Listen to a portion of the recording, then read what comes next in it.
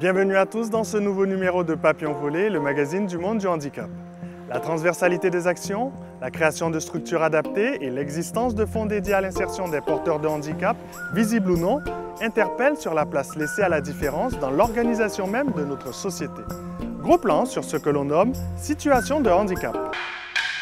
Alors la MDPH est un groupement d'intérêt public qui a été créé en 2006, comme dans chaque département, qui regroupe les anciennes CEDES pour les enfants et Cotoret pour les adultes.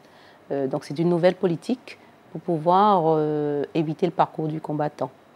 Donc la MDPH est placée sous la tutelle administrative et financière du Conseil général et elle associe un certain nombre de partenaires, État, Éducation nationale, qui administre le groupement d'intérêt public, la RS aussi. La MDPH, donc déjà, elle s'adresse à toute personne handicapée, quel que soit son handicap, puisque le handicap, il se conjugue au pluriel, hein, il est physique, il est visible, il est non visible.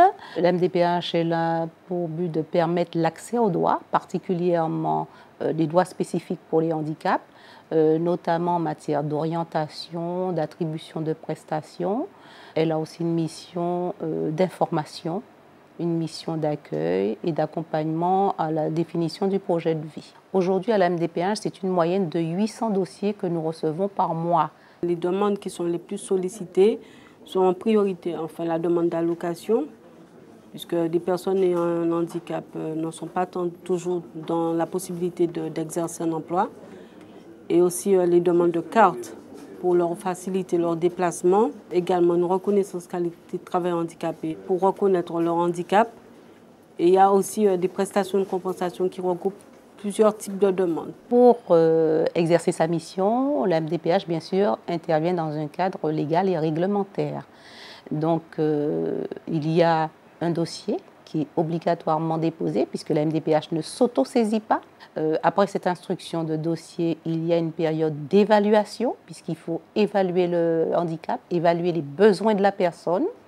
Et c'est l'équipe pluridisciplinaire qui est compétente pour cette évaluation. Et ensuite, il y a une décision qui est prise par une instance qui s'appelle la Commission des droits et de l'autonomie des personnes handicapées, CDAPH. Donc la MDPH prend des décisions par rapport aux droits des personnes.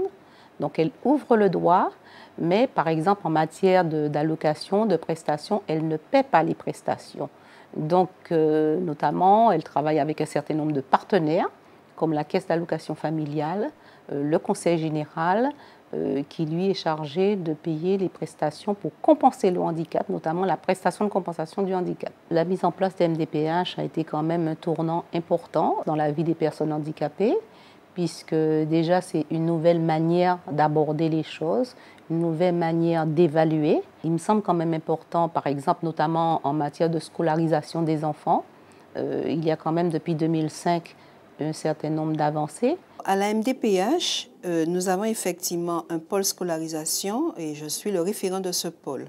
C'est-à-dire que c'est un pôle qui va s'intéresser plus particulièrement à tout ce qui concerne la scolarisation d'un enfant handicapé. Notre travail consiste à guider le parent, à trouver des solutions, à faire le lien avec les équipes. Et ça, le lien, on le fait par le biais d'enseignants spécialisés qui sont sur le terrain.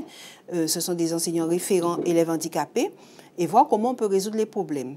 Mais le parent fait la demande et à côté, il y a l'expertise de l'école. Et en ce qui concerne la scolarisation, cette expertise, elle est incontournable. Ce qui me semble quand même particulièrement important pour permettre de mieux vivre son handicap en Guadeloupe, c'est le regard qui est porté par les autres, le regard qui est porté sur la personne handicapée. C'est vrai qu'on se rend compte que les personnes handicapées sortent un petit peu davantage actuellement, mais il faut que nous arrivions à reconnaître la personne handicapée comme une personne à part entière pour lui permettre de s'insérer dans la cité. Les personnes handicapées, à l'instar de la population en général, vieillissent et vivent beaucoup plus longtemps. Donc se pose aujourd'hui le problème de leur prise en charge, d'autant plus que les parents aussi vieillissent. Donc il y a quand même aujourd'hui à explorer des champs de prise en charge spécifiques pour les personnes handicapées vieillissantes. Ma fonction de directrice d'MDPH m'a appris que le handicap n'appartient pas qu'aux autres. Tout un chacun, nous pouvons demain être frappés par le handicap. Et donc ça nous apporte une certaine humilité par rapport à ça. Et puis reconnaître l'autre en tant que personne, ne pas regarder le handicap, regarder d'abord la personne, c'est ce qui est important.